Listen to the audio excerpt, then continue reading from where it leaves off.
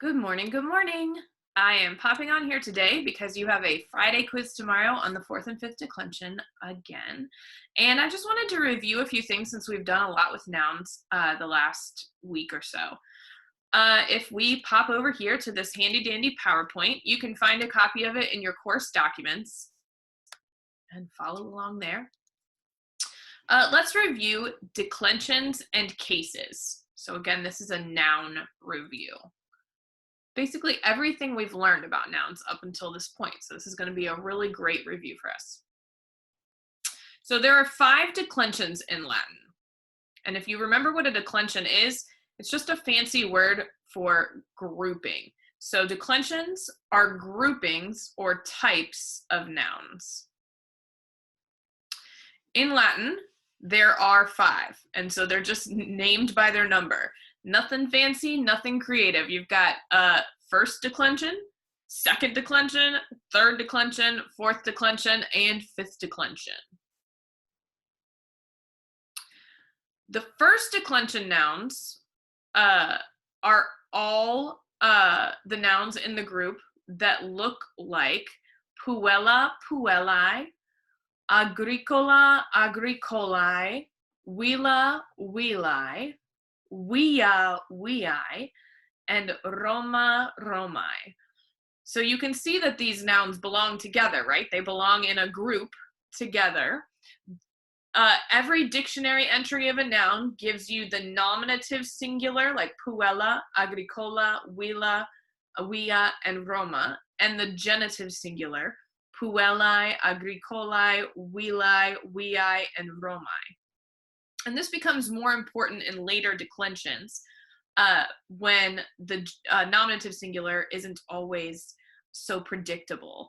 And we'll talk more about that then. But it's really important because the genitive singular is the declension marker. So this second part here is how you tell what group, what declension a noun belongs to.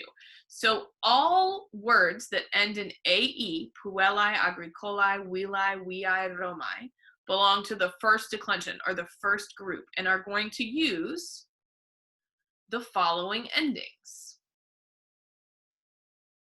The first declension feminine endings.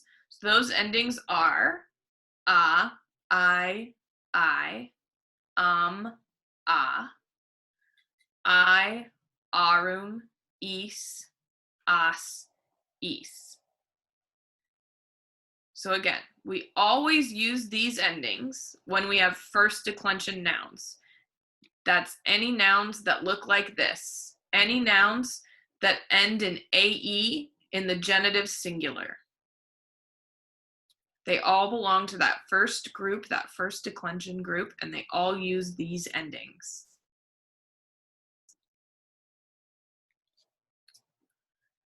The second declension nouns are all of the nouns in the group that look like puer, pueri, vir, viri, amicus, amici, templum, templi, librum, libri.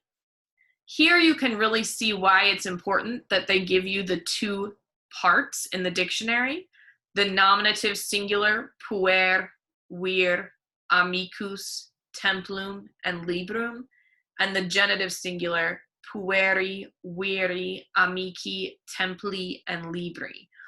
Because puer, vir, amicus, templum, and librum all look a little different, right? You've got puer and vir that end in an R, amicus ending in an us, and then templum and librum ending in an. So from those nominative singulars, it would be hard to tell that these nouns all belong to the same declension or group. But from the genitive singular, it's very easy to say, oh, yes, I can group all of these nouns together. Pueri, viri, amici, templi, libri. Does that make sense? So you note here that the genitive, the second part, is the declension marker. That's how you tell what declension a word belongs to. And they all use the following endings. You've got your second declension masculine endings, and those would be us, o, o, I, orum, is, os, is. Or your second declension neuter endings. And that would be I, o, o, a, orum, is, is. It's sort of just important to know which words are either masculine or neuter, but there's also often a way to tell. In the second declension, there's always a way to tell. So if you look at this list of words, the words that end in in the nominative, those are the neuters. So if you look at this list, can you pick out which ones are the neuters? That's right. You have templum, templi, and librum, libri. And so those words would use the second declension neuter endings, leaving puer, vir, and amicus to use the masculine endings. It's also important to note that the only difference between a masculine and a neuter set, can you tell the difference? Us, I, o, o. I, orum, is, os, is. And then over here you have I, o, o, a, orum, is, is. The only differences are the nominative and the accusative. I'll show you again. So if you look at this, the neuter, you see the only difference here is the instead of the us, and then go down to the accusative. And that one is actually the same in this case. Go up to the plural and you see the a, where that would be an e in the masculine. And then down in the accusative, that would be os, and then it's a here. So the only differences between the masculine and the neuter will be found in the nominative and the accusative.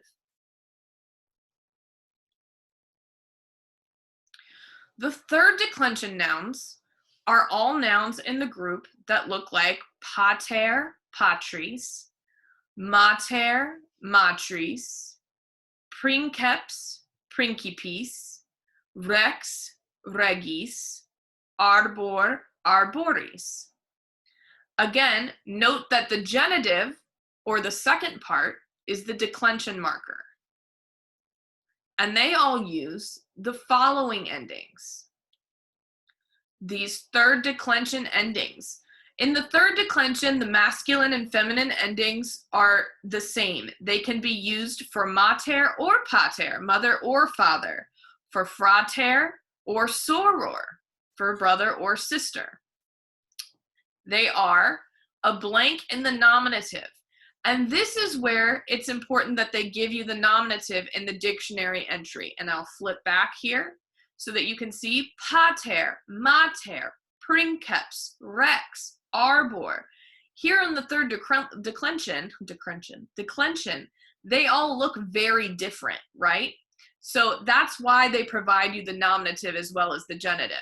Because here in the third declension, it's just a blank. Whatever they've provided you in the dictionary, that's what goes there.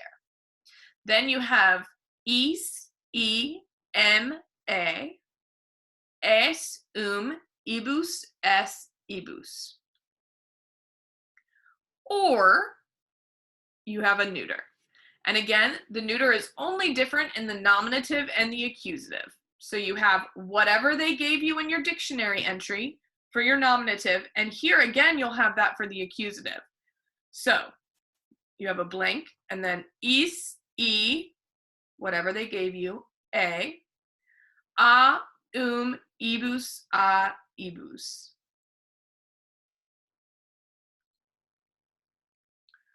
The fourth declension nouns, and here we're getting into what we've been working on the last week and a half or so, right? So the fourth and fifth declension. The fourth declension nouns are all nouns in the group that look like Strepitus, strepitus. Domus, domus. Manus, manus. Genu, genus. Cornu, cornus. And again, even here, though these all look very similar, there's a huge pattern here. You can still see that it's important that they gave you both a nominative singular and a genitive singular. So note that the genitive is the declension marker, us, us, us, us, us. And then also you can see the difference in the nominatives between the masculines and the neuters. Can you pick out the neuters?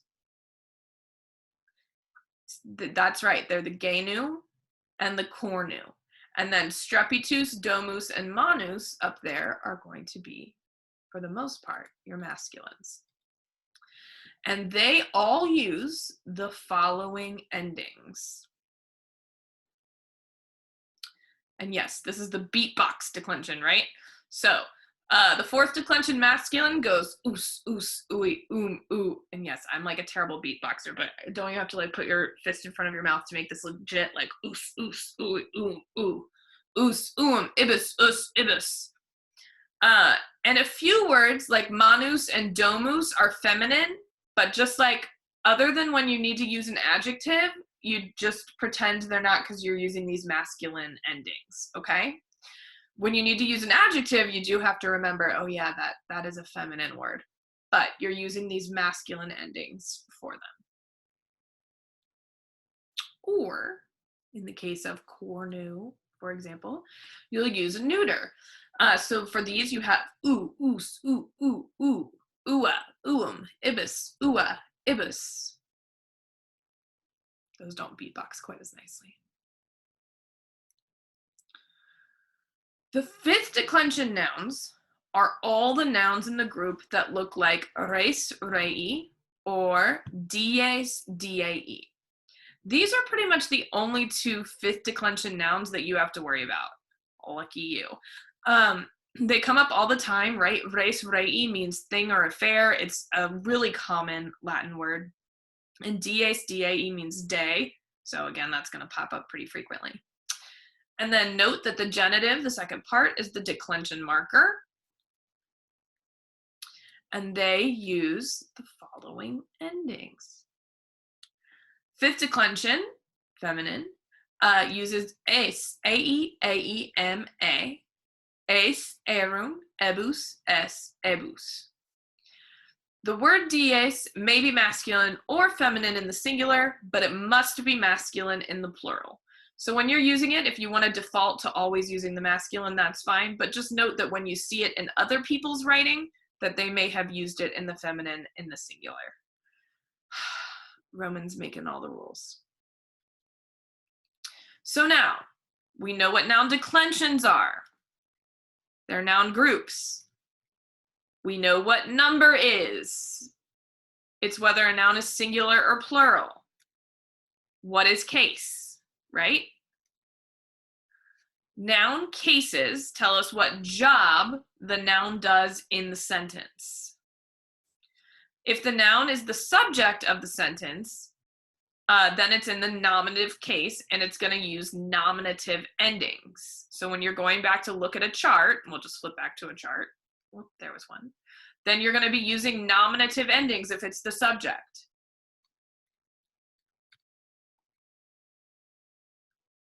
For example, puer arborem ascendit in agris.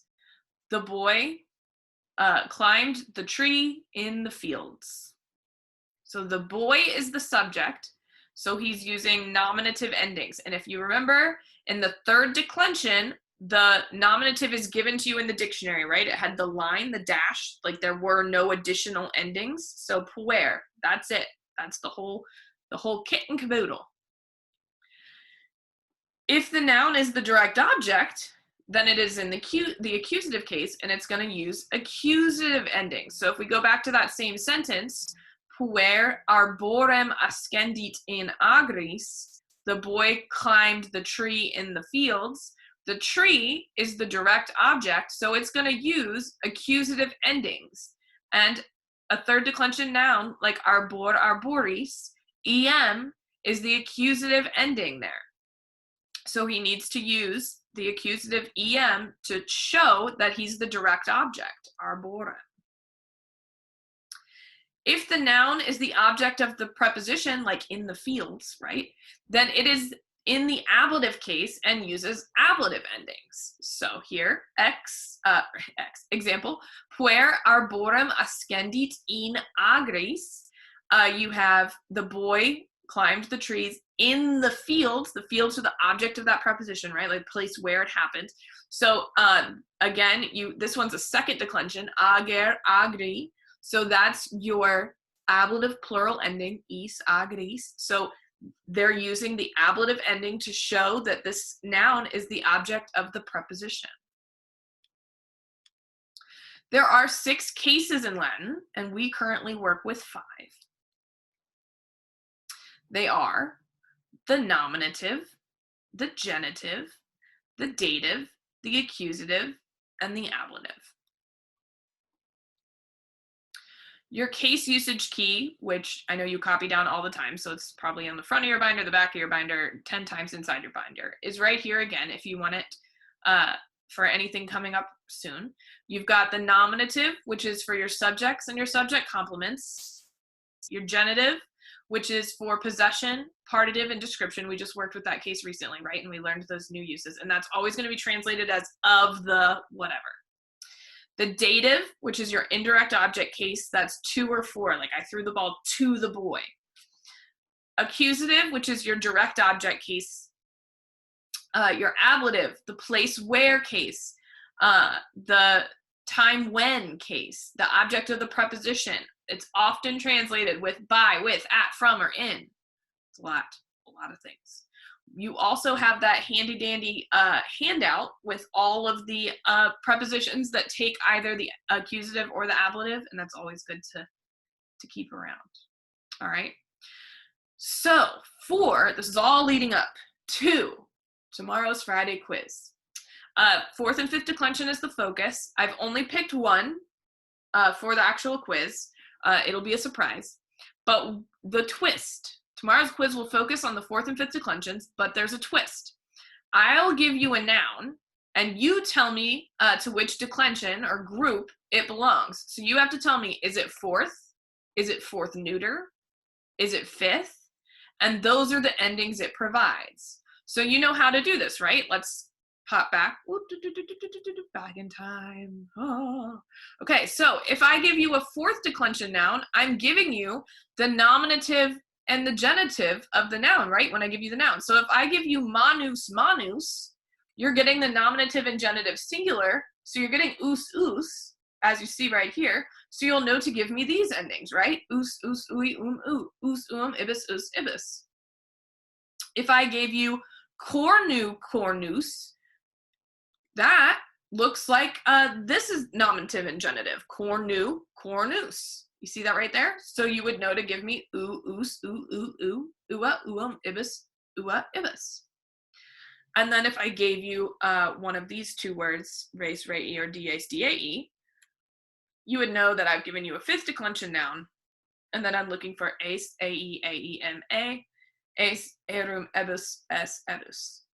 So you look at the endings of the noun that I've given you.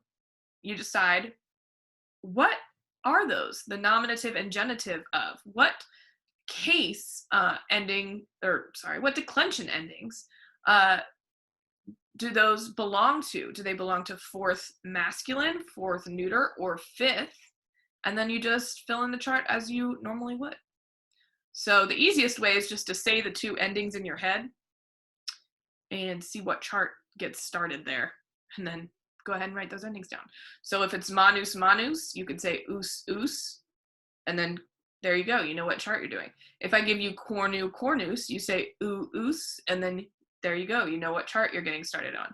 If I give you dies, dae, you say ace, ae, and then there you go. You know what chart you're getting started on. All right. So you'll find the link in the announcement for tomorrow. And it'll be the same platform that you took the quiz on last week. I've tweaked with it a little bit, so we're all learning together, and I hope that it grades a little easier. Last time I told you I was going to go back and grade them by hand because I was, learning. I think I may have fixed that, but if not, I will grade them by hand again. So we'll see together. And as always, I miss you terribly, and I can't wait to see your faces. I wish you the best of luck on this quiz. Buona fortuna, and have a wonderful weekend.